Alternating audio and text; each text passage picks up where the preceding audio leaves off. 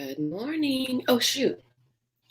I just realized I don't have my microphone on. Welcome, everybody. Good morning. Okay. Good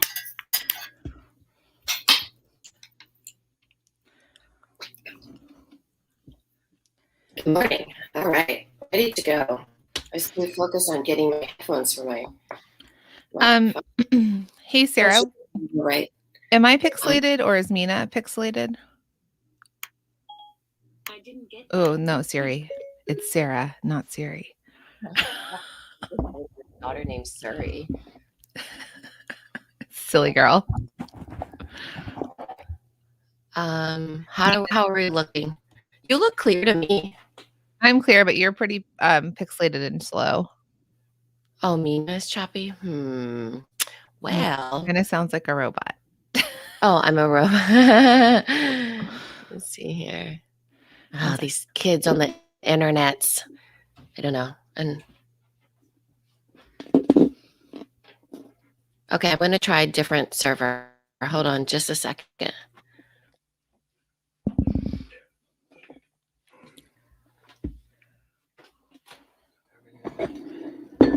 Okay, now she's frozen. All right, friends. Good morning. I think I'm good now. Yeah? Better. Yeah. Yes. Am I a robot? Yes. I mean, you could do the robot.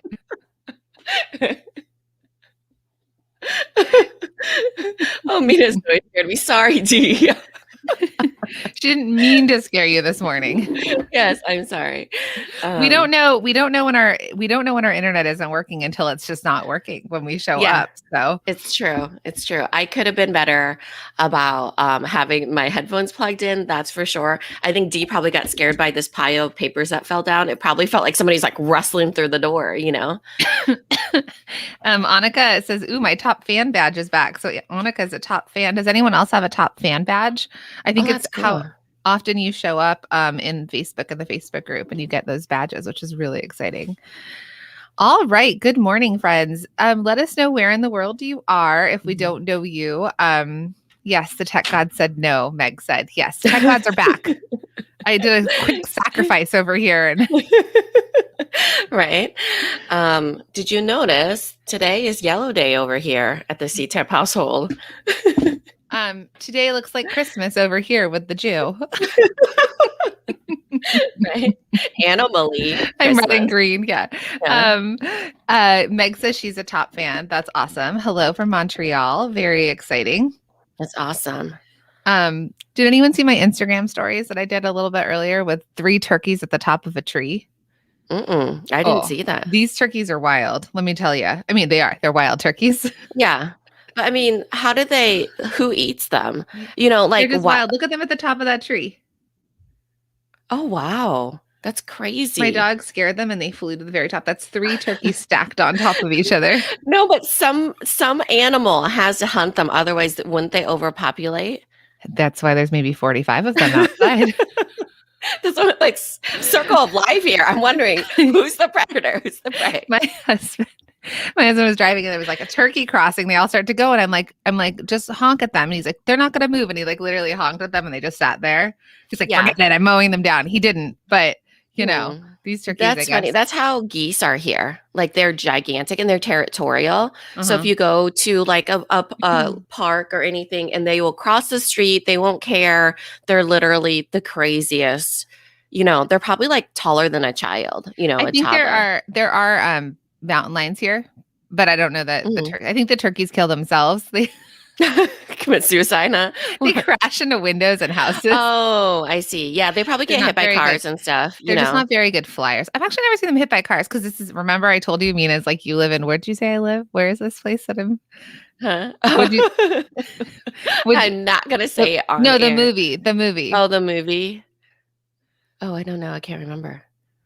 I've called it so many Reese Witherspoon. Was it Reese Witherspoon where they're all in like a perfect land? Oh, Pleasantville. Pleasantville. Yeah, it's that black and white movie because every time I catch the background, they're like, "Oh, it's a great day. Hi there, Jacqueline. How are you today?" It's true. Yeah. I'm blah, blah, blah, blah, blah, blah, neighbor. Been living here 20 years. 40 maybe.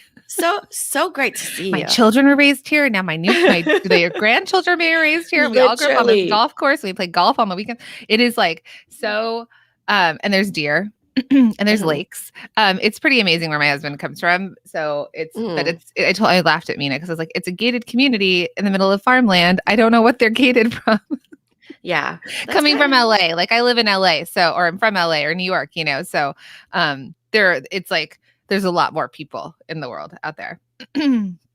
Anyways, yeah, it's fun times here with the turkeys. Okay, so should we get onto Instagram? Yes, I was just trying to find a better breakfast icon. Pancakes. Okay. You don't like the eggs? I'm going to do pancakes and waffles today. Okay. Mixing it up. We know each other really well when she knows what I'm talking about. Okay. Oh my God. Ring light. Meltdown. All right. Okay, so did you get any of my Voxers this morning? From the team? The ones that you're like, what should we talk about? I did not. I came up with something though. Okay, because I did too. Okay, cool. Well, it'll be a surprise. Okay. All right. I'm super confused. It's like I've never done Bosses and Breakfast before. Oh, I know. Or used a ring light. Well, every week. Oh, thank you, Haley. I do have a yellow undertone, so I do know that yellow looks good on me in the most humbling way. She's not an ego or she's not conceited either. Don't worry. No, it's like, like when you're an adult and you're like, I realize that I look good in these colors. Like you cannot get me in, like, you'll rarely see me in orange, for example. We should talk about that. We should talk about our branding. Okay. Right? Yeah. We know about the colors that we look good in. Okay. That's good. That is very, very sweet of you. Thank you, Haley. I will take the compliment. Go live. By the way, I've learned I'm horrible at taking compliments. She's not. Good morning, everyone on Instagram, Bosses and Breakfast. It's Wednesday morning. I have my giant cup of coffee. My friend Mina is going to figure out how to go live with us. We're a little wacky this morning, I think, maybe. So you're in for a special treat. And by special, I hope you guys stick with us. Okay. Got it. All right, there you are. All right. So as Mina's joining over here on Instagram, good morning, everyone. Say good morning. Hey, little love parcel, Z the boss shop. Hello, friend. Well, good morning. Yellow day. Yellow. We were talking about yellow before we jumped on. Yes. Okay. All right. Tamara says, okay. OMG, I love the color olive green. It's totally my branding color. Yeah, right? You pick the colors that look good on you. So news announcement, kind of. I don't know. It's just our world right now. By the way, you know what I noticed? We need to start introducing ourselves. Hello, I am Jacqueline Snyder. I am the co-host of the Product Boss podcast. Mm-hmm. And thanks for joining us, everybody, for Bosses and Breakfast. And if you haven't heard of us, we are the co-hosts of the product. I'm Mina Kunlosi-Tip. Shout out from Iowa, right? So usually they shout out. But we always tell you guys to introduce yourselves. We're like, oh, I don't know who I am, but my name is Jacqueline. Yeah, we just forget because we get, talking and then over here and stuff. But in our world today, or not today, within this, since probably beginning of January, we have been rebranding, and it's a process, as everybody knows. So we're kind of talking about that over on the Facebook side. So hello, Instagram, and thinking about like branding. What are your considerations as far as the things that you like? I think that one of my biggest concerns, Jacqueline, not the color we wear, but if we'll get sick of it. Yeah, because color kind of gets annoying. There's also, back in the day, I painted my house orange. I don't know, back in, what is it, maybe 9-10 years ago, orange walls. Me too. Just Carrot was one of my colors. Now everything is white. What version of white do you have? But it was like those bright orange, and I look back and I liked it. I liked living in that orange. I remember I used to really want like a dark red living room. Now I want like a dark blue living room. But color trends, and then color gets old. You feel, oh my God, this Instagram is falling.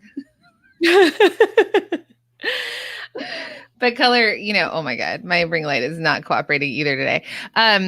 So color, color gets old, and it's okay though. Like it's okay to rebrand. So what Mina's saying is that we have been working with a firm on a really sort of, and a lot of you might feel this way too. So when you started your business, I'm sure you were like, what's the name of my company? You know, what's the logo going to look like? What's the packaging going to look like?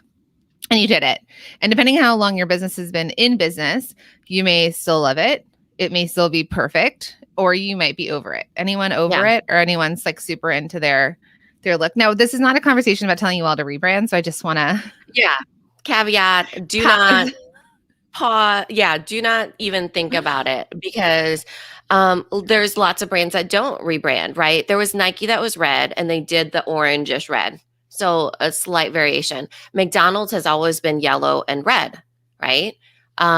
More so yellow now. But McDonald's switched. Remember when we were little, it was about Ronald McDonald. I had birthday parties at McDonald's. There's a Ronald McDonald house and stuff like that. It's but more like there used to be a guy that came out. Did you ever have a McDonald's birthday party? Yeah. No. Okay. Who are you, like the Queen of England? I mean, no, we didn't have birthday parties. It was like a Chuck E. Cheese party for kids. No, we didn't throw birthday parties like that. But there was a statue that was like on a bench, you know. Because I was at McDonald's, but they used to have, so it used to be about Ronald McDonald, even Chuck E. Cheese, like the way that it's been positioned. So, but the brand shifted in terms of its images, right? And like now McDonald's is switching over to a little bit more like McCafes, right? They tried to kind of compete with like the coffee shop. Like, have you been in McDonald's where they're like the really modern ones? Yeah, they have the kiosk now and everything that you can order from the kiosk, which is new. Also Hardee's. Do you have Hardee's over there, like Big Carl's? I've heard of it. We had Carl's Jr., right? I think that's the other version of it. Yeah. So for all of you moms, I'm sure you know who he is, Ryan's Tory Review. He does collaborations with Hardee's. So the kids' meals are a dessert. Like he did rainbow donuts that the kids, and they were so cool. I kid you not. And it comes with his packaging, which is like the rainbow color. So he does like food treats and that sort of thing with Hardee's. And then he has his own brand at Walmart. And it's always the color, like if you've noticed, rainbow with the dominant blue and the sunshine, you know, the sun. So he hasn't rebranded and the kid has grown up, you know. And so for the bigger brands, they've kept with what they have, but it is definitely a commitment. We're getting a lot of people that are like we're getting a lot of people that are, you know, telling what colors they like. Annika's like Mina calling Jacqueline the Queen of England over a McDonald's birthday party. I want a shirt. Like I'm gonna call my mom after and tell her Mina thinks I was like real wealthy. Having a McDonald's birthday. No, we did not rent the whole place. I mean, it was what they did. And I actually haven't been to McDonald's either in years, except I did get a coffee and drive through on our way across America. But just like talking about that. So these are obviously really, really, really big established businesses, and they've got their brands and their brand colors. And sometimes when small businesses are starting out, they think of one thing and then they may want to switch it. Now you can up level. Right. I think we've kind of changed our logo twice. Have we? We've changed the shape of it. We have always had the same logo, but we have variations of it. So it comes in circles now, for example. We are rebranding our logo as well, very likely, I think. Yeah. We're changing the colors. We're just basically positioning ourselves now that we're on this growth trajectory. So that's kind of what I want you to think about, right? Is that we've gotten to a certain place, so have all of you. And a lot of times when you're starting, you just start. You move forward, you get your logo, you kind of Frankenstein everything together. And then you hit a point where you're like, ooh, now I actually have to think about positioning. How am I going to position myself in the market now that I'm, putting like a stake in the ground or a flag in the ground of this is where I want to go because I'm on this growth trajectory and this is the path I'm going to take. So that's where we're at. We're thinking, okay, how do we want to position ourselves now that we should be thinking about our SEO, which is search engine optimization, our logo, how we want to grow as a partnership. That's a different thing as well, growing together versus just being a solopreneur and where it could take us. And then also building a team. Once you establish your positioning and rebrand, it's really hard to go back when you have an entire team on board because the team gets on board with whatever the brand guidelines are. then it starts really expanding, right? It's not just Well, a matter of like logo or packaging at that time. It's guidelines. I think we jumped a whole bunch of steps here for Mhm. people. So I think here's the thing. When you first start, you're like, what's gonna look good? You probably come up with it by yourself. I don't have any of you hired like designers? Did you all hire anyone, or did you hire like a what was Amy Demas? What was she considered? Oh, she was like a marketing, I don't know. She worked for like Banana Republic and Black House White Market. Is that what it's called? Yeah, we actually White have Market, Black House? our Mhm. masterminders have access to that masterclass, but she's like a brand, like somebody who establishes the brand's image, like the pillars, right? So a lot of times small businesses aren't coming up with their pillars and their language and their fonts and the words that you're supposed to, yeah, brand strategist, think you made from us. Like she's so sometimes people don't hire that, right? Like you might go, hey, I'm gonna get a logo done over here. Oh, I like these colors, I'm gonna do this. Maybe some of you designed your own stuff, maybe some of you hired someone to make it. That's totally fine. That's perfect. But what we've been teaching our masterminders, for example, is to stabilize and scale, stabilize and scale, stabilize and scale. So what that means is as you've started your business, right, you're getting going, you're like, this is what I want to make, and you come up with it. And then as you start to grow, like let's say new opportunities come to you. Let's say if you want to be in Target, your brand has to look a certain way to be on the shelves It has to be of Target. cohesive, too, right? Across platforms. And language and Instagram and social media marketing and materials and even like when I remember when I interviewed at BB or BC, I think it was BB, on the wall when he walked into the huge offices, there were 10 words that described what the brand stood for. One of them was sexy, right? Because that's what BB was back. I mean, it was sexy. So Still everything, yeah. I'm not even sure if they exist anymore. But it still is. So the idea there is that when they designed it, which probably then allowed for the culture within the company to be slightly sexy, right? I remember when I interviewed at St. John and they're like, you can only wear denim once a month. I was like, I'm out. Like St. John is like a high-end knit like designer level lifestyle that would never wear jeans more than once a week, Yeah. And I was like, I can't do this. So when you're starting to build your business and your brand and the strategy around it, this doesn't mean that any of you have to do this right now, but as you're starting to think about it and as you start to scale, but you need to be stable in one way, right? So maybe in the very first few years, you're not doing it, but then you start to see your business grow and up level, and maybe the packaging has to up level and you start to add to your team. And that's what Mina was talking about with brand pillars or with brand guidelines.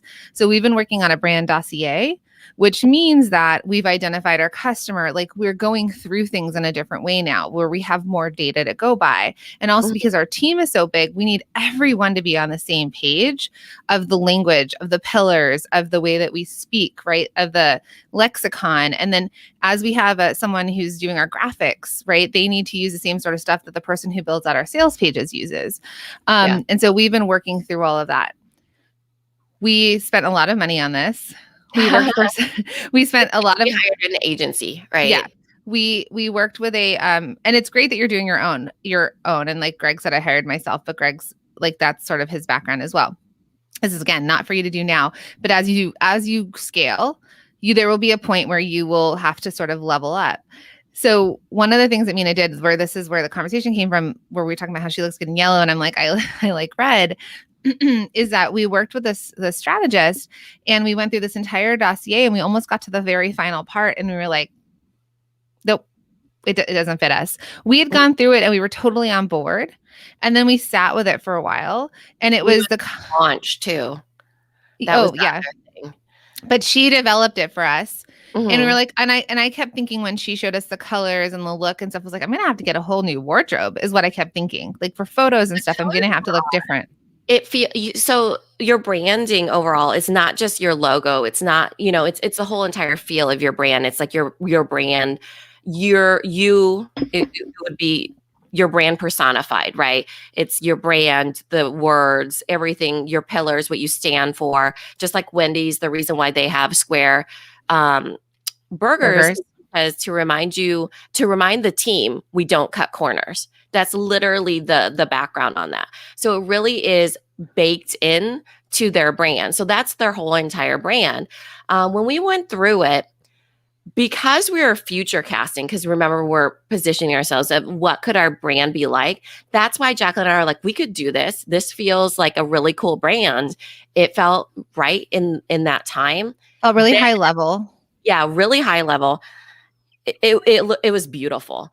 Then we went through launch and realized, oh my gosh, that actually doesn't suit us very well. It wasn't fun enough. One of the things that Jacqueline and I always try to do is we have a lot of fun with all of you. And, it's just who we are naturally. And the brand, when you looked at it, though, was elegant and beautiful, it didn't feel like we could live in it. Right. And so it almost felt like we had to be on our best behavior and beautiful all the time. And Lord knows that's not going to happen, So we went back to the drawing board, and it was very expensive. But also our strategist was like offended. She was like offended. Mina didn't read her email first the right way, because I was like, I don't know if she was mad at us. So long. I was fresh out of launch.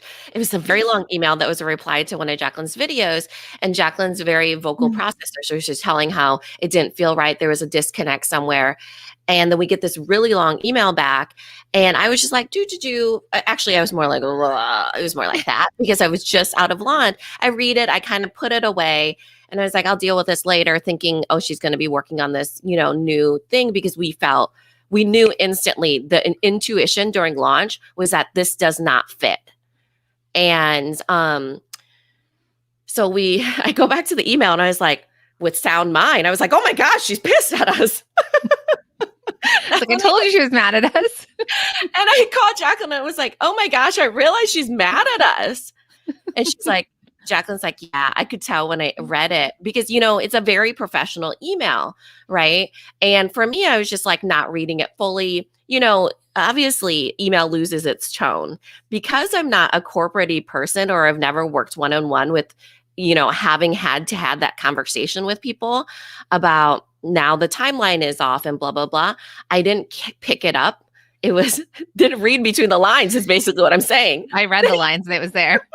But she's a creative. Yeah. So I think she was slightly offended that it was like, but wait, you were on board, and now you're not on board, and it's actually all wrong. And I get it. Like, I am a creative, I'm a designer. I have clients where I have to create projects for, and then need to present them, and it's super scary. So, but here's the thing, right? What we realized was, like, we just can't move forward. If we're future casting our business, if we're scaling, if we're stabilizing and then we're scaling, we can't move forward with something that just doesn't fit right. It's like you buy a pair of shoes, you're like, they're really uncomfortable, but I can wear them. And then you're like, I can't believe I bought these shoes and I need flip-flops right now. Like, it will not work for the long run. And that's what Mina and I said. And that's what I said in my response to it, was like, this is beautiful, but we're probably going to default to what we've been doing. Because we're not going to be able to maintain this. It doesn't feel authentic. It doesn't feel right for us. So we're not going to be able to maintain it. It felt like somebody else's brand. Yeah. And so I wrote her back, and it was great. And she's like, well, I'm glad. And then I made sure she understood that we realized during launch and all this stuff, and everything's fine. She's working right now. Oh yeah. Everything's fine. Yeah. Everything's fine. And, so we've worked through it, but I think with you mentioning creative and stuff, there's this thing that happens, because I was a creative too. I would design graphic annual reports, right? And the thing is that you can't get attached to what you want somebody else to be. So when you're branding somebody else, it's their gut that will tell them, I'm going to attach to that. I'm going to bond to this idea. And Jacqueline and I got into it. We saw it, and we're like, ooh, this looks really good. And it didn't bond. It didn't connect. It didn't feel like real life for us in like the highs and lows. And then we were like, ooh, this isn't the life partner brand that I want to have. Like, it doesn't feel like it feels misaligned. And so but then she had already felt like, ooh, I already bonded you two together. You said you were bonded. Now, you're gaslighting me. No, just kidding. This conversation never happened, but you get the idea of how feelings and emotions get really tied into what you perceive for other people, And so, but at the end of the day, you are the boss. And you make the decisions for your business. Right. And so that's what I wanted to say was, You know best what is best for your business. Even Jacqueline and I as coaches, we can advise you. Mastermind people can advise each other. You know, your husband, your spouse, all of those people can advise you. But if it's your business, you're the one who makes the decision at the end of the day, whether or not that sticks and stays with you. Right. And that's very true. So, and Mina and I, as coaches, we're not as attached to the outcome, because the only outcome we can be attached to is our own business, right? And our own business growth. And all of you, when we give you feedback or coach, you know, especially like within our masterminds, because it's a much more personal relationship there. We know it more in depth about their businesses, that, you know, if we say, you know, we don't recommend that you do that, and then they do it, that's fine, because it's their business. They know all the details. They know their life, right? And we're still going to be there for them to continue to coach them. So, so when we're telling you the story, I don't want any of you to think I need a brand strategist. One thing I will tell you, and we're going to work on this, like there's conversations happening in our masterminds about this, you know, within our masterminds as people are starting to scale, because the thing that all of you are doing right now is you're either in scale or stabilize. Do you guys know the difference? Because we can talk to you about stabilizing and scaling, and then maybe you can tell us where you are in that. So Mina, do you want to explain that? Yeah. So it's really when you're a solopreneur, and we started realizing this when everybody looked at myself and Jacqueline and thought, I really want a business partner. And we're like, no, you don't need a business partner. You just need to build support around you on whatever you're doing. And it really was about when you're a solopreneur, you're in one of two stages, right? Two zones, I should say. Actually, I would say not even solopreneur. I would say business owners across the board. Mm-hmm. And this is for service too, probably just business owners in general. They're either in stabilize or scale. And it goes like this, like a stair step, like imagine an elliptical, you know, and you're kind of going back and forth, you as the business owner. But usually you have to focus on one, right? There is a little bit of tendency to one or the other, a little bit of a zone of genius. So for example, Jacqueline will always default to scale. Always, right? And I will always default to stabilize because I like to break down processes. And so when you're a business owner, usually like if you're stabilize or scaling, example of what you do in stabilize would be, I want to make sure I'm hiring the right people. I'm fixing my systems. I'm, what else is there? Making my brand pillars be there. Right. All those things that are foundational to stabilize, to make sure that when opportunities come, you can scale, which is the flip side. The scaling is the big opportunities, the getting onto new platforms, the reaching, all these different things. And you as a business owner are doing both and building around you. Because if you can scale, you know, which everybody thinks I need more eyes, I need more visibility, then I'll make more sales. But if you get those sales, can you actually handle them? Mm-hmm. You can't if you don't have the right infrastructure, if you don't have the right systems in place. Just like if somebody were to be like, oh, I, you know, had, let's give you as an example. When Cuffs Couture was in People magazine, you know, this was, you know, obviously before when magazines were really important. And just so everybody knows, Cuffs Couture was my accessories brand that I had. Yeah. Yeah. So Jacqueline got traffic, just like if you were featured on Good Morning America, let's pretend for all the rest of you, you know, and the traffic comes. If you get those sales, but you can't fulfill the back end, you haven't stabilized your business, there's a big giant hole, or you have to say no to that opportunity, right? So it's just like we had somebody who had to say no to a bunch of wholesalers because she didn't have her back end. She didn't have people to make her production, all that stuff. So you're doing both, and it's a cycle. It's literally a simple cycle. Stabilize, scale, stabilize, scale, stabilize, scale, stabilize. Can I give an example? I used to work for Jamie Presley, the actress. My name is Earl. She's on Mom. I was her designer for her thing. And we were a small company. We were all 25 and under, like making this fashion brand out of LA. And she got a lot of press opportunities. She was nominated for an Emmy. Did she win the Emmy? She won the Emmy. She's only focused on scaling. I bet. Well, I mean, and so what did? We did the Tyra Banks show. We did The View. We had like press. We were doing runway shows. And so there was this one dress that she wore. Okay, so she wore it on like on a night show, like maybe the Tonight Show. We had runway shows on The View, all these things. We started getting a lot of calls. hey, I want that dress. Hey, I want that dress. Hey, we had to we lied and said, oh, we're sold out. I remember we were also friends at that point. I mean, I'm going to name drop a few things here, but like Nicole Richie. I like it. Thank you. Back in the day, I was cool when I was in my 20s. Like it was a Nicole Richie, Chrissy Teigen was our model. It was like a whole thing. We were in like that group. So, I think it was Nicole Richie had a small brand, and we remember her telling us that like she never even made it, but she told people she was sold out of this one product, because then it feels like rude. She wore something and people wanted it, and so she's like, I'm sold out. And I was like, let's do what she did. So we told everyone when they called for this dress, we're like, we're sold out. Get on the wait list. I don't even think we had a way to get a wait list. Smart. Yeah. So if you ever do get their email for a wait list? I think it might have been a phone number. No, I mean, we're talking wasn't in place. Exactly. Yeah, we're talking like phone calls on a real phone in an office with writing down like notes, scratch notes, right? People get emails with writing it on a trade show. Again, this is like close to 20 years ago. So who knows? The internet didn't even exist. We didn't have emails. Nothing existed. I got my first email when I was a senior in high school. That's crazy, right? Yeah. Mm-hmm. So what I'm saying is like we did not even have the product to have the ROI, right? Like why were we doing, yes, it's fun to get the press and to do the runway shows and all that, but why if you're not going to make money at the end if you're a product-based business? So that was a really good example of her scaling and getting us all this visibility, but not being able to have that return with the product and not even to have those systems in place when somehow we hit big. Fax me as a W Collective. Hey, Stacey. Yes, I think it might have been fax. So can I get your fax number? I'll fax it to you. I might still have it.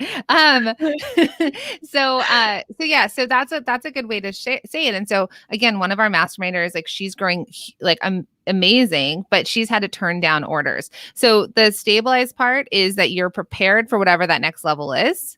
And then when you get to that next level, right, and you start to fulfill it and you're like, this is working, there's going to be another section of stabilization you're going to have to hit before you can jump up again. Right. And that's what we teach, I think, in Multi-Stream Machine is we teach you at the very beginning of it how to stabilize when we talk about systems on core systems. And the reason that we taught it in that way was that the 4 things that we taught and we teach within Multi-Stream Machine were the things that we saw as the biggest holes. We've worked with thousands of product-based business owners at this point. So we're like, if they don't have this, they cannot get on Amazon. They cannot grow wholesale. They cannot grow their Instagram following. They cannot grow their own website without these systems. But there's more past that, right? Multi-Stream Machine is for a section of your business. We stabilize you, we scale you. And then what's next, right? And really, when in Multi-Stream Machine, if you want to understand how we teach, it's systems, visibility, and sales. Or systems, visibility, and sales is how we teach in Multi-Stream Machine, because you need to get to a certain point before you can work on our masterminds. In our masterminds, that's when we teach you about stabilize and scale. Stabilize essentially is business development. You don't actually need to develop your business until you've gotten to a certain point. If you're still side hustling it and you're really, only doing it for fun or whatever, it doesn't matter as much because you don't have the intention behind it to contribute to your household or have this income, or you don't have it's not a business to you yet. It isn't until you move to a certain point that you're like, oh, okay, I can get to a certain point with Multi-Stream Machine because, I'm a small business and I work really well with do-it-yourself courses and blah, blah, blah. Then in our masterminds, that's when we're like, okay, well, these are really big decisions that you need to make of stabilizing so you can grab the opportunities. And that's where we see the big jumps happen of people being ready for opportunities. They're just ready, So who feels like they're in stabilize mode and who feels like they're in scale mode? I'd love to hear it from all of you. Chicks and Charmer says, this is such a blessing. I've been stressing over one customer for months. Finally recognize what this customer wants does not fit my business. Okay, that's awesome. The Sassy Mommy Diaries over here, Mom Diary says, I just started Multi-Stream Machine and I'm loving it so far. It's helped a lot. I'm so excited for you. So you can do so much of this, right? A lot of you, before you even find the product boss, you're doing it. You probably don't realize you're on that stair stepper, but you're doing it. And you're going to always do it. Whether you're $1 million business, a $10 million business, whether you're a $50,000 business, there's always going to be that next level you want to grow to. But do you have those systems in place? And then when you do, you'll step up and you'll be scaling. And then you'll grow to a point. Revenue will come in. You'll hire more team members. You might do your brand pillars. You might even rebrand if there's like an opportunity there for you. And then you'll have to stabilize again. And then you'll be able to scale again. And it's constant and it's fun because that's why we're in business, right? Like it's fun to watch our growth. And it's just like I was telling Mina yesterday, like it's a staircase. It's this infinite staircase to God knows where. But like staircase. Yeah. So many of you are stabilizing. Yeah. Oh, a lot of people are scaling too. So D, she said stabilize, but she did cryy face. Okay, everybody. I want because it seems like scale is the fun part, right? Does it seem like then I were to wear shirts and I was to be scale and she was to be stabilized? She's still really fun. Look at her; she's wearing yellow. I'm super fun. It is fun to stabilize your business. You know why? That's where you learn your numbers and you understand that all the hard work is going to a life that you want it to be. You know. And so when you start being aware of your numbers and you're confident about what you're selling and doing all those things, they go together like Jacqueline and Mina. Like peanut butter and jelly, that sort of thing, right? So we're like ketchup and mustard, you and I right now. We are. Oh my gosh. That's amazing. And so that's when it becomes fun on that side too. And you'll like it because you're starting to build, remember, team members. The team members fit into the right, holes, like the rolls, the holes, the not a square peg in a round hole. It's the round peg in the round hole, So it starts to become more fun because you're building confidence on that side. And then you're able to scale because you're ready for all these big opportunities. And they really go together. Right. Julie says stabilize equals perfect for the level you're on. Scale equals preparing for the next level with question marks. No, I would actually say stabilize isn't perfect for the level you're on. I would say stabilize is look at the business where you are and what you need to fix, right? Or what you need to establish in terms of what needs to happen to help your, I'm not going to say right, but there's a lot of things that a lot of you are thinking, like, if I only had time to do this, if I could do that, right? Like if there's certain things, because a lot of us just jump in 2 feet first into business and we're like, let's do this thing. But we don't necessarily think through like, we don't have like a huge amount of money that we're starting with, that we're like bringing on a CFO and, this business is established in the quote unquote right way. A lot of us are just like, we're going to do this. I'm going to wear all the hats. I'm going to do all the things. So when you're at certain levels, and we talk about this too, like when you're working in your business or on your business. So when you're working on your business is usually in your slow times. And I think when you work on your business, that can be the time where you are stabilizing. Because you're working on your business, right? You're getting to know the numbers. You're being the boss of your business. You do that in the slow months. You stabilize in slow months. Yeah. Stacy over here, which by the way, I woke up dreaming about you this morning. Stacy is my life coach. And I was like, I have to book my appointments with her. But she says, yes, in stabilize, you can make some real profit as well, which is true. Because what we teach is like, that's where you could save money, right? You're seeing holes in your business. You're seeing where maybe you're losing money or you're losing time that is money. And then also when you're stabilizing, because you're maybe working on your margins or your profit and stuff like that, you can make some real money. Because then there's profit there, right? Because you will actually sometimes lose money in scale. You might be hiring a bunch of team members, or you might be hiring a bunch of like experts, or investing in your branding or repackaging, right? Or needing to go into a really big production. So it doesn't mean you're always more profitable in scale, but you are building into that next opportunity. Yeah. So there's 2 things here, right? So in your slow months, we want you to stabilize, just like what Jacqueline is saying, hire the people you need to, make sure everybody's in the right role, refining, polishing the edges, that sort of thing. Then in your busy months, you need to be scaling because you're throwing gasoline in that time, right? When you're busy, get people to buy more, show up more. Be working, you're just busier anyways, and you already know what your busy months are. So you're really just throwing gasoline and really making that snowball big. That way the back end is already taken care of because you stabilized in your slow months. So you know that when you throw gasoline on something, you aren't having to like go, quick sew a 1-piece dress together and ship it out the door, Yeah. Maureen says, I'm not stabilized. Okay, a couple things. We could take let's take some questions on stabilize and scale if you guys have any questions on that. Illusion Lash says, okay, stabilize in the beginning. What would you say to that? I think that there is an assessment that always has to be made. So it's asking yourself that question. Am I in stabilize in the beginning because I feel like I don't have the structure or I already have sales coming in, but I'm my own bottleneck would be a good question to ask yourself. But it's usually because you don't have any sales, right? So, or you do have sales, excuse me. If you're stabilizing first, you already have the sales and you just need to make sure things are, good to go, right? But if And that you're you're just plugging a hole. launching, you are kind of You're in probably going to stabilized. scale.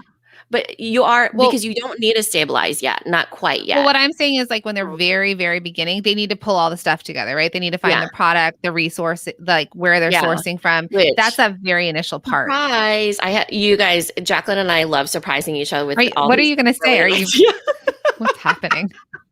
what's happening. I know. So this is role reversal here because you not know how many times Jacqueline's like, surprise. And I'm like, what are you gonna I'm like, I'm say? going to announce something. No. Wait. So last night I was thinking about this very question because Jacqueline and I have been working through this stabilized scale thing, and we're like obsessed with all of you. We're obsessed with business. We love it so much. And I was like, but there's things that a business needs before they can decide if they are in stabilizer scale. And I came up with like basically our core 4 of the things they need. And you're naming them off right now, Oh, which I is didn't know, funny, but and I haven't even told you. it's like we're one Yeah. brain. Yeah, we are one brain. So it is so funny because there's you have to get to a certain point in your business. One of the things we teach you in Bestseller Secrets Challenge is you have product and you're figuring out what your bestseller is. That's one of the things that you need is you actually need a product. So that's one of the 4 things that we help our masterminds with just to make sure, okay, you have these core things. Now let's figure out, okay, are you stabilizing? Are you scaling right now? Is it your busy months or slow months, or is it your busy months? And we kind of work it through with you because you're making big decisions at that point. Hiring is no joke, for example. Also any business development, even if it's you, even if you're not hiring, your mental and mindset around money, for example, and being aware of your numbers, that's sometimes one of the biggest things we tackle, right? Is because you are your own bottleneck, even when it comes to money, not just production. You have to really think about profit and what you're doing. So we work through all those things, and so at the beginning, you just get to your first 1,000 true fans, let's say. Let's just let that Or be what if it's like your first $1,000? yeah, first $1,000. Yeah. Yeah. And then we can figure out what stage you should be in. Right. So if you're just starting, but there is that idea of like, right, the initial foundation of your business, and then you are able to grow off of it. So once you know all the, the product, you have the logo, you have the website, all those things, then you start to scale it, right? Then you start to sell it. And then you start to see what people are responding to and what sells. And then it's the next part. So Prepped FW said, sometimes I feel mental doing all the things. And then over here, someone said, someone else says I'm my own bottleneck. So who feels like they're their own bottleneck in their business? And if you are your own bottleneck, would you also let me know if you're a solopreneur, if you have a team, like just me or team? Just curious about that, because even as we grow and we have more team members, as the leads in our teams, like Mina and I are co-founders, like co-CEOs of our business. If we hold on too tight to certain things, we will continue to be the bottleneck. Like if there is something due today and we're on a bosses and breakfast and we can't, give approvals on certain things, or I don't know, write an email, then there's going to be a bottleneck. So as you grow, you start to see where your true role should be, or like, and that's with privilege. Like you don't get to do that just yet. But okay, I'm going to read some of these. So me solo bottleneck, no team. Yeah, I think that's the question. Let's boil this down to 2 questions, and you can only say yes to one. Well, how are we going to know which one they say yes to? One is, are you your own bottleneck? 2 is, if I just had more eyes on my business, I would make more sales. So you can only pick one of those. So what do you want them to say? Bottleneck or eyes? So say eyes or bottleneck. Pick one. So you can't say yes to both. All right. This is where everybody's like, it's like you're trying to do too many things at once. This is saying yes to both is doing too many things at once. So saying yes to 2 things is, so explain that then. So, you know how we're like, you can do it all, you just can't do it all at once? That's very true. But Mhm. when people say yes to both, it's why they get overwhelmed because they're not just picking just one, right? So they're saying, yes, I'm the bottleneck, and yes, I need more eyes on my business. Explain though the Uh-huh. difference, like why. So, if you said bottleneck, you should focus on stabilize. If you said eyes, you should focus on scale. Okay. So what that means then is that if you're like, I just need more eyes, it means that you've got your production down. It means that Mhm. you can Everything's fulfill a certain all point. it means you can Mhm. fulfill all the order. What's a bottleneck? A bottleneck means that like you're the stopper, right? Like Mhm. if you had like a flow of but then there's a bottleneck is when it comes like more narrow, right? Yeah. And it's harder to The get Coke flow. bottle. Yeah. Imagine trying to pour water in a Coke bottle and you're the bottleneck that's like, "Oh, it's stuck and And then it it starts to can't go through." overflow. Right. Yeah. So okay, so what we're saying is if you're telling me like Candy Cat Martin says she needs more eyes on her business, it means that if she got all of the traffic that she wanted, she could fulfill those orders. Mhm. Not maybe when I say easily, but with ease, right? It Mhm. would work well if the machine was working and she could fulfill it all. And you're like, I can do this. I can fill the orders. I can ship. I can, scale if only the people saw me. And then bottleneck means like you're like, it's overflowing. Mhm. It means like they feel different pains, right? So if you're your own bottleneck, you're like, "Oh my gosh, if I have to ship one more package, if I have to, you're like literally in your own mess of things being chaotic and you're like, "Oh my gosh, I have to do this and everything's a mess everywhere. Your shipping station is probably crazy. Your inventory is probably everywhere. Your production is probably everywhere. Your team members don't know what they're doing. You're like, what the hell are my team members doing? You And by don't team even know. members, it could just be you. You don't Yeah, even know it what could to be do. you, it could be contract people, that's a different pain. That's when you know you're the bottleneck and you're like, oh my gosh, I need systems. I need to stabilize, I need to clean this all up.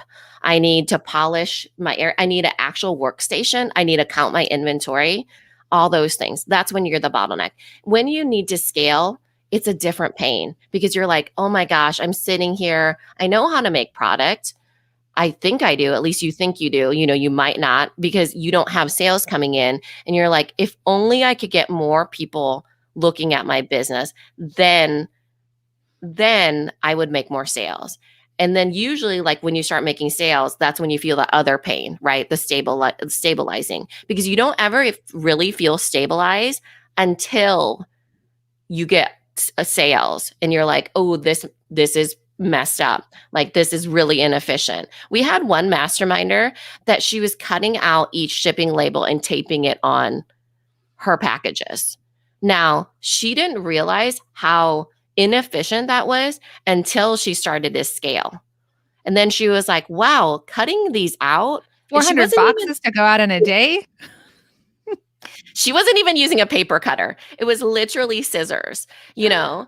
And see, somebody said that's what I'm doing here, right? So until that she reached a certain point, then she actually didn't need to stabilize because it wasn't draining. And we talk about the holes in your boat. You're not draining that much inefficiency until you have it sales to, bring in. Right. So exactly. So then she's got 400 orders. She's like, I'm X amount of days behind on getting these orders out. I have 400. I feel so overwhelmed because she got the eyes, she got the orders, she had the product, and then she realized I cannot keep up. Right. Mhm. And then what did she do? What is her first hire? She hired someone to help her with fulfillment, which David over here had said that's fulfillment is key to success. Yes, Yeah. because you can't get the product out. Oh, sorry, Yeah. So she Then realized you're that that like, was we're sold out. And wink, wink, not really sold out. we're sold out, wink, wink, crying in your coffee because you can't make the sales. Um, Yeah. but yeah. So the thing is like David, who has a multi-million dollar business, he says he works with a fulfillment company, which with Mina building on Amazon, Amazon is her fulfillment company. Some of Yeah. you are your own fulfillment company, and that's okay. I actually think, and we've talked about this, I actually think one of your first hires can be someone to help you fulfill and ship, because that person doesn't have to be an expert. They just have to follow directions and be trained Yeah. on something. easiest hire. I will tell Mhm. you, life changed with COVID-19, right? I was very efficient, had Amazon. I actually pack my own orders for like Zulily and that sort of thing, like bigger wholesale ones that are like subscription box. And on Mondays, I started doing my own shipping. And so, um, started doing that. It's very inefficient, I gotta say. But I didn't realize one thing, right? So my daughters were home from school during this time, and I was like, I just, this is temporary. They literally left spring break in 2020, never went back to school. They've just been virtual this whole time. And My so kids on too. Monday, I inadvertently started a tradition with her that we do shipping together. And so while I'm like, oh my gosh, this is so inefficient of me to have my 5-year-old assistant. You guys, if you follow us on Instagram stories, you'll know she puts the stickers on. She loves it. She's very much a helper. So she always wants to do dishes, laundry, that sort of thing. And I realized that, you know what?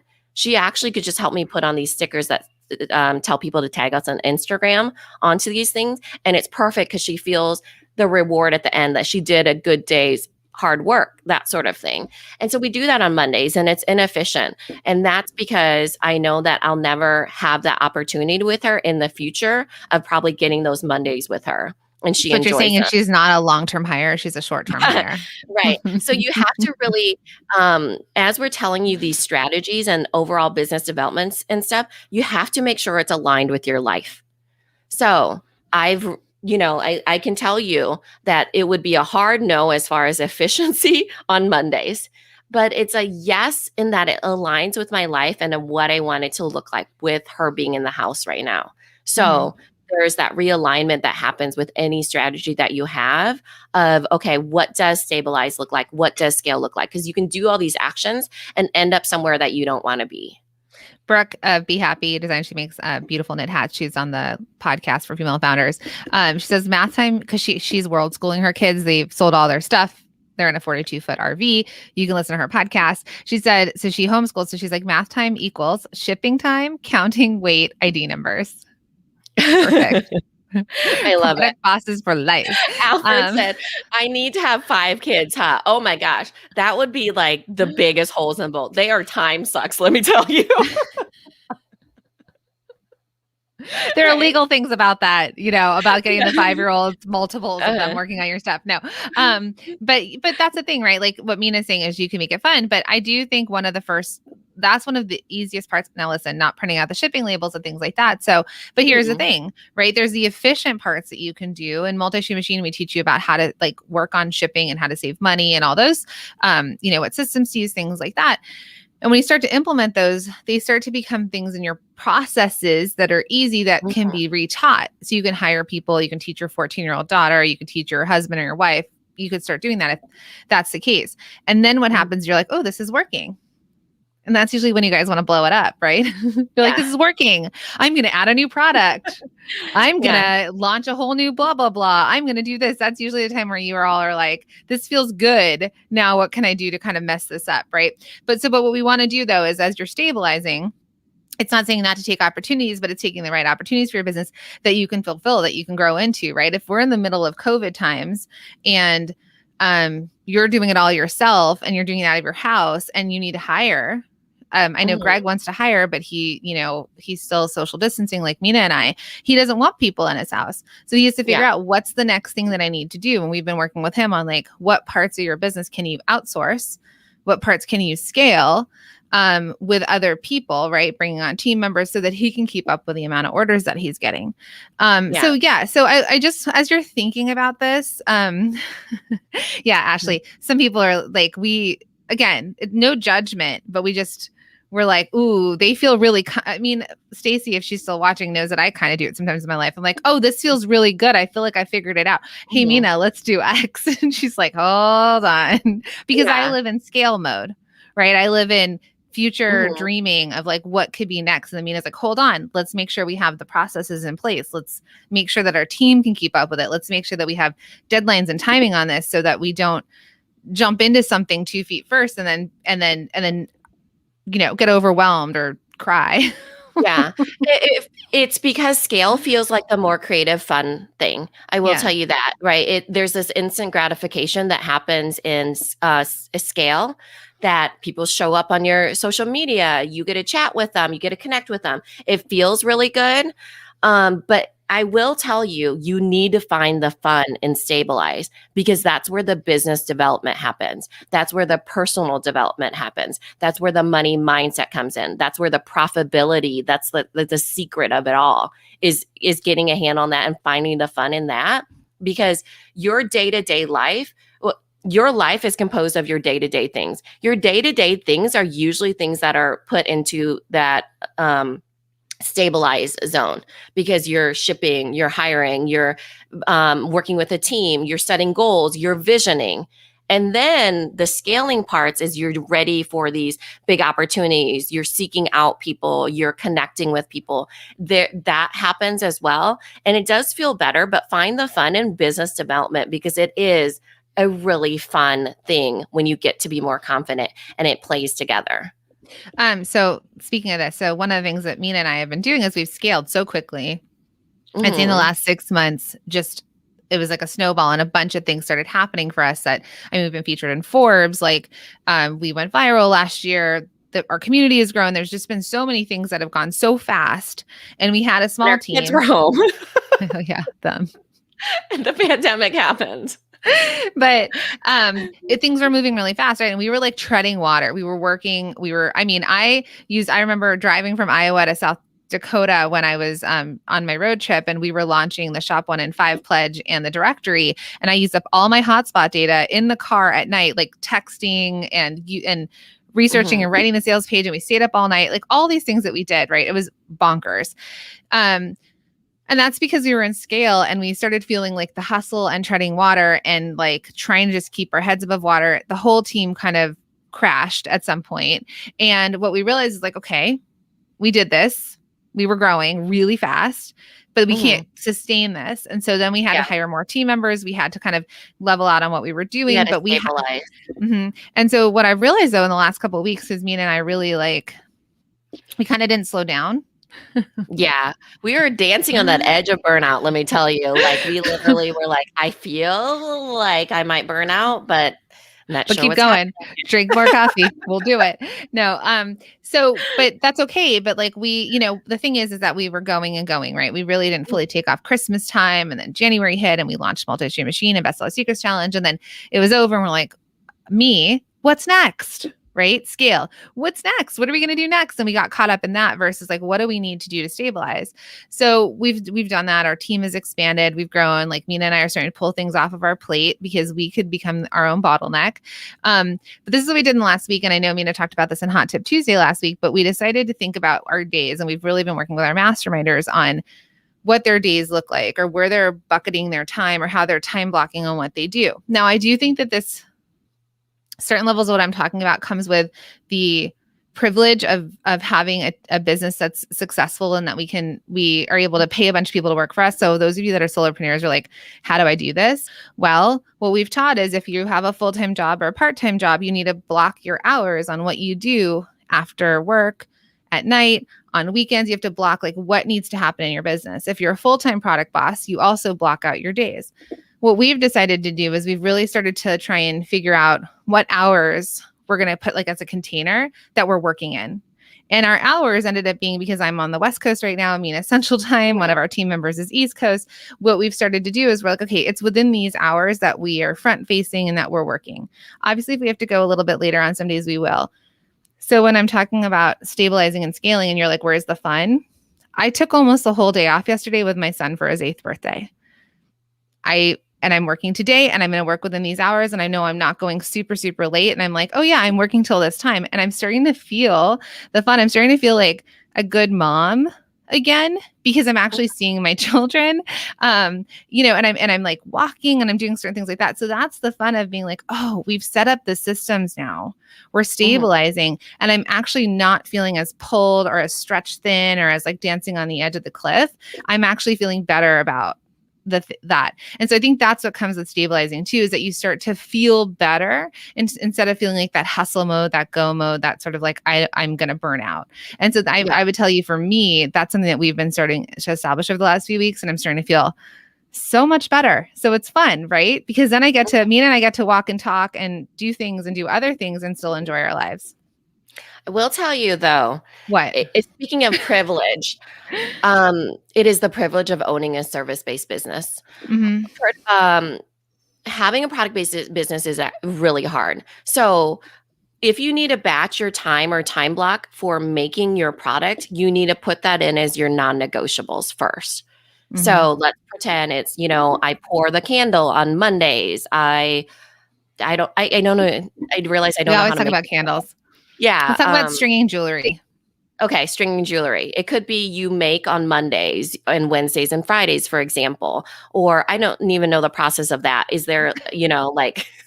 What do you know the process of? Okay, because I manufacture, right? So on what I do on Mondays, the reason why I went back to shipping Mondays is because I need to assess in a time block on Mondays what will be shipped for the week. So by the end of the week on Friday, I know that these shipments were taken care of, right? And but the only reason for that for you is that you've got bigger bulk orders, because it's not the orders that come in every day, but we're talking about bigger bulk orders that delivery dates on that, like wholesale. Right, but I do our small orders on Mondays too. I like to have my finger on the pulse, and that's what my daughter is putting stickers on, is the individual orders. So how do you do that? So if someone places an order on Wednesday or Friday, like when do you ship those? I do it, like my husband usually helps me, but if he's working, that's why I give the buffer of 1 to 3 days, is because he usually has a day off in one of those times. And so he's like the default person, but on Mondays I am, And so, and then I fulfill, like if we have Zulily going on, or if we have a subscription box or whatever it is, plus the individual orders. That was what you saw her doing on the Instagram stories, was she was putting stickers on the individual orders. And so it just helps me gather my thoughts for the week, right? Mondays, I know these shipments are going out because it's a physical product business. And by the end of the week, I know these were shipped out, right? And I know who it's going to. And it always gives me a reset on Mondays. I do that intentionally, and my daughter helps me, right? And I kind of do it because I enjoy the time with her, but she has school on Mondays as well. So she's just helping me after 3 p.m. Central Time. So have that time block. We also do the same thing for the Product Boss. We reset on Mondays with our team what's going to happen this week, and what is the kind of the running theme of what Jacqueline and I are going to be talking about. For example, like this week we actually have an unboxing we have to do for FabFitFun, for example, right? Next week, we actually have a virtual summit that we're moderating a panel. Examples like that, right? Like what's happening that we're talking about. And then for a product-based business, it might be your marketing. What are you talking about? Do you have a big promotion coming up? What does that look like? So really thinking about the days and what you do, and maybe go back to the Hot Tip Tuesday that I sent out last week. That was about the days. Mondays, in that case, were the same for me. It was shipping and reassessing what goes out. Tuesday was social media day, figuring out what content is going out. Wednesdays was making big connections, doing outreach, that sort of thing. Thursdays was whatever, implementing something of those 3 buckets. And then Friday was overflow day, because you get to be creative. You could go on walks. You could have shiny object syndrome and save it for Fridays. And that's when you get to play around with new products or whatever, because creativity is really key for problem solving as well. And we're kind of harnessing it to only Fridays. So that was an example that I gave. But if you're a maker and you're doing all the things, you may realize that every day you need 2 hours to do some sort of component of like making of your business, right? Like, your stages, and maybe every day there's 2 hours that you need to ship. The one thing I will tell you about shipping, especially small businesses, is what we've told a lot of our masterminders is, don't ship every day. You may feel like you need to ship every day, but don't. If you have on your website, in your terms and conditions, like orders are fulfilled within 2 business days, for example, if you can do it sooner, great. But if not, you can give yourself that time. So then that way, maybe you do shipping Monday, Wednesday, Friday. As a smaller business, now the bigger you get, that's when you start to hire team members. You can ship every day. That turns into someone's full-time job. But I'm going to tell you, you don't have to ship every day. You can still have a fulfillment time. we can't all compete with Amazon. So there's certain things you're going to have to do every day, but then the focus part, what Mina's talking about on whether you're going to work on your systems or whether you're going to work on your social media, your visibility and things like that, that's something that you may not also work on every single day. Mm-hmm. So as you're thinking about that, tomorrow we actually work on time blocking. We do work on time blocking with our masterminders. So as you're starting to think about whether masterminds are right for you, we're going to be opening up a program in a couple months. In a month. I don't know. What day is it? February and March. So as you're starting to think about this, this is something that when we kind of Annika was talking about certain things, when we start to dig in and start to work more closely, this is something that we can help assess. And I know that's great. And so if you're on our email list, get on our email list, listen to the podcast, join us for these Bosses and Breakfast, where certain things we talk about that we don't, talk about in on the podcast all the time. We talk about similar things. In masterminds, we actually make big decisions. We're implementing together a lot of times, and we're talking about certain things and we're going more in depth. So I do think that, when we all think about an idea, the thing that really matters is you implementing, making decisions on it, right? When we talked to Susie Weiss-Fishman, she said that her biggest superpower was making decisions. I mean, she, who sold it for billions of dollars, said that that was her superpower. So really being able to make decisions on this big idea. Because I know a lot of you are saying, I'm so bad with shiny object syndrome and that sort of thing. It's not, it's saving the real decision making for something that is needle moving in your business. It's okay if you have shiny object syndrome, play around with that, use that, right? Get that muscle working as far as decision making in that creativity and all those things. But you have to really dial it down to what's needle moving for your business in those other days. Yeah. So stick with us. Tamara says, OMG, sign me up for the mastermind. And turn chickadee. So we actually have something new coming out. We're not fully announcing it yet. It's going to look a little bit different because someone was asking what the levels of the mastermind groups are. It's going to be a bit different than things we've been doing. So if you're really interested in knowing more about the mastermind, send us a DM on Instagram at the Product Boss, and we can kind of get you on a little bit of a wait list because there's super limited spots. Priorities usually go out to multi-stream machine students first, and then to our whole list, but we'd love to chat with you about that also offline. So I hope this was helpful. We covered a lot. It went from what we're wearing in brand colors to how to think about stabilizing and scaling. Yeah, what was on your Voxer? I'm curious. Actually, my Voxer, no. My Voxer I was reflecting on how I ran my business for 10.5 years. And how it took me meeting you, getting into a mastermind and working with a coach, and how scary it was. Because my brother sent me a picture this morning of me in my office with my arms crossed, my professional fashion photo. And then he actually lined it up next to my brother, who's a real estate guy, in the same thing. And I'm from 5 kids. So my third brother sent it. He's like, look at both of you. And I was like, we're so professional.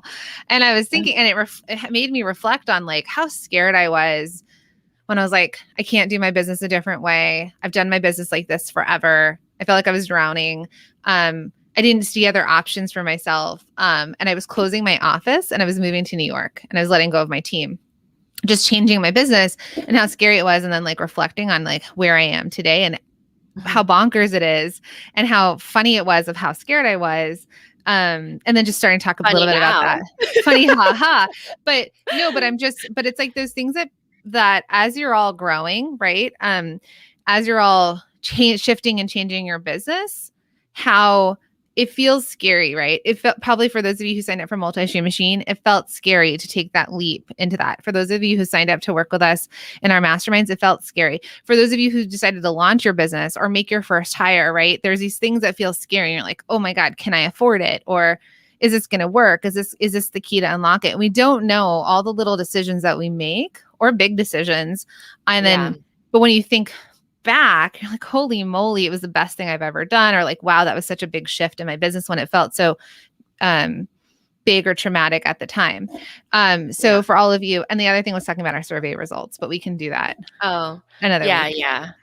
Yeah. Mine was, so I went into Clubhouse this morning just to try to spark my brain a little bit. You weren't listening to my Voxers. Oh yeah, it was. And yeah, and making sure my sweater coordinated with my cup was basically what it was. And so there was this one that was named taking inventory of your life. And I thought, oh, that's such a good topic. I go in there, all they're talking about is book deals. They're just some of these rooms are so annoying. Yeah, they're talking about book deals, but I was like, that is such a good that would be a really good podcast. And it made me think of how people are like, thank you for holding this space for me. And so I was thinking, how would I teach this? You all know my brain goes to like, how will I break this down? How do you take inventory of your life? How would you do that? And how could I teach that in really actionable ways? So it went automatically there. So here's what I came up with in that 30 seconds before I hopped on. And it is, you basically have to ask yourself, what would you hold space for on an inventory shelf, taking that into account. So it might be, okay, well, Mondays for sure I want to have for my family. It's a little bit time blocky, but if you like reassess, like, here's all the inventory of what I have in my life. And there's times where you have to like let inventory go, right? It's the inventory that doesn't sell or the inventory that doesn't serve you, that sort of thing.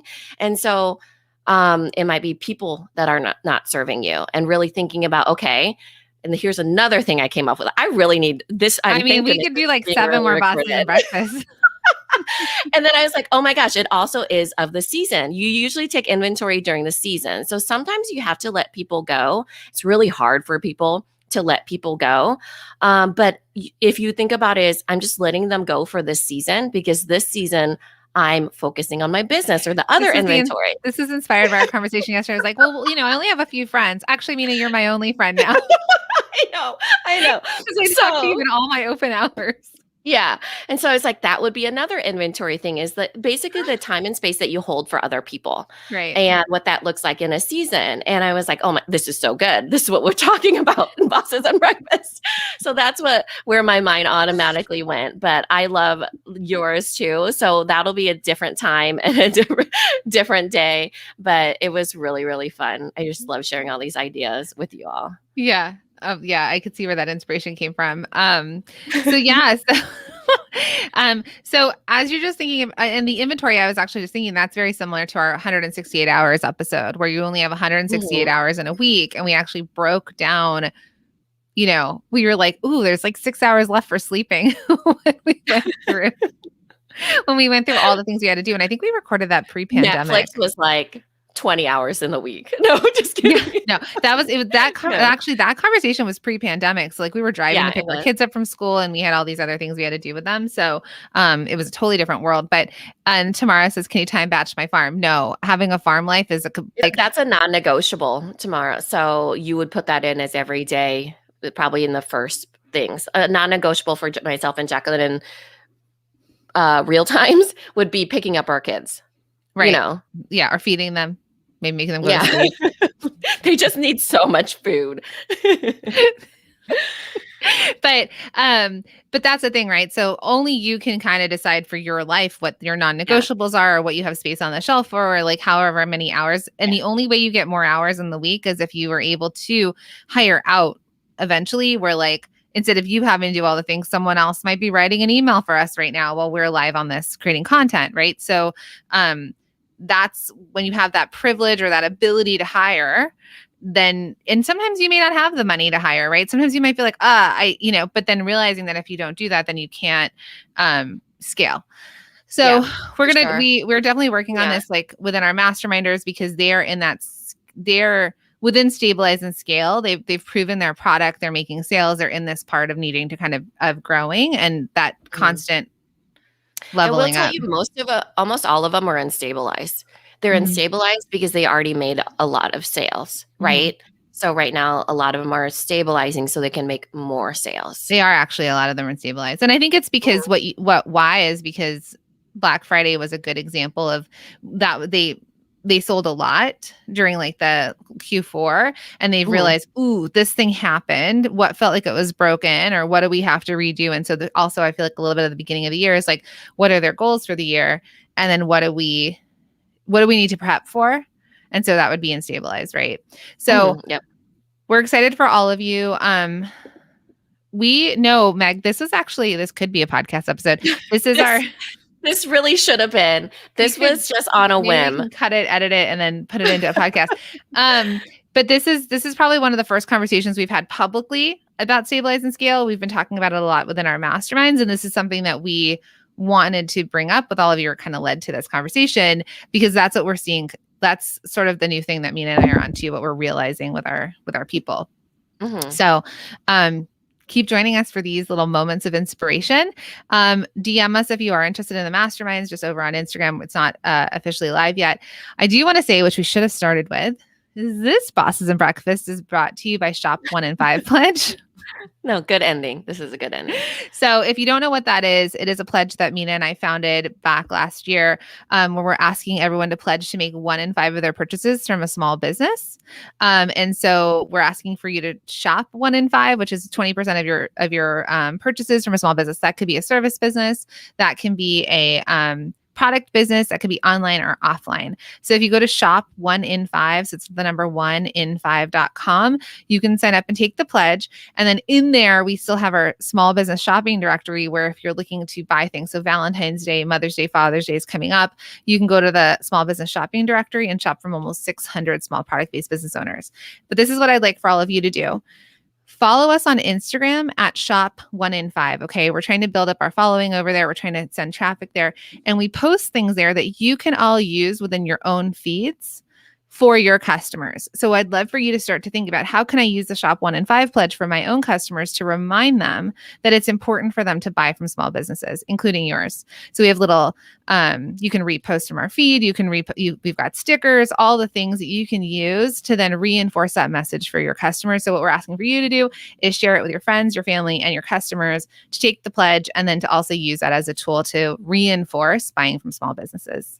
Yeah. We'll see you over there. Thanks, everybody. And we'll see you next Wednesday. Bye, friends.